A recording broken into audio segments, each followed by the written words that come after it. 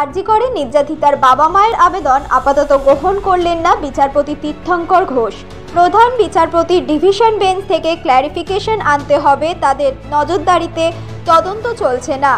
Division bench যদি বলে এই তদন্তের নজরদারি করছে না এবং মামলা শোনার অধিকার সিঙ্গেল বেঞ্চের আছে, তাহলে এই মামলার শুনানি গ্রহণ করবে বিচারপতি তীর্থঙ্কর ঘোষের সিঙ্গেল বেঞ্চ। কারণ সুপ্রিম কোর্ট এবং হাইকোর্টের ডিভিশন বেঞ্চে তদন্ত সংক্রান্ত রিপোর্ট জমা করেছে সিবিআই। 15ই জানুয়ারির মধ্যে ডিভিশন বেঞ্চের ক্ল্যারিফিকেশন আনতে হবে। 15ই জানুয়ারি পরবর্তী শুনানি।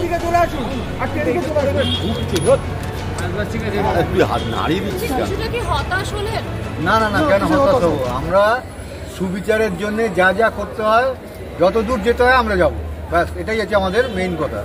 এবং আইনগত ব্যাপারে যা আছে আমাদের লয়ার আছেন, উনি যা বলার। একটা বিষয় ক্যামেরা লুক দিন।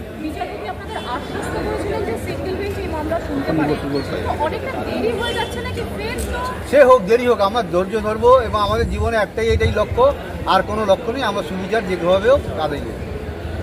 কীভাবে আসছে আমাদের দেখা দরকার, সেটা এখনো আমরা সিদ্ধান্ত নিতে পারিনি। আমরা পরে জানিয়ে দেবো যখন। আপনারা যে আজকে সামনে আসা, এটা যদি আপনাদের আমরা যে পিটিশনগুলো দিয়েছি এবং দাবিগুলো রেখেছি, সিবিআই এবং কোর্ট দুজনেই এটাকে মান্যতা দিয়েছে। এটুকুই বলতে পারি। দাবিগুলো না, এগুলো বলা যায়। একটা বিষয় গতকাল এটা আমরা জানি না, এটা বিচার বিভাগ বিষয়ে আমরা কোনো কথা বলবো। সিবিআই আর বিচার বিভাগ বিষয়ে ওরা ভালো যা বুঝছে সেভাবে তদন্ত।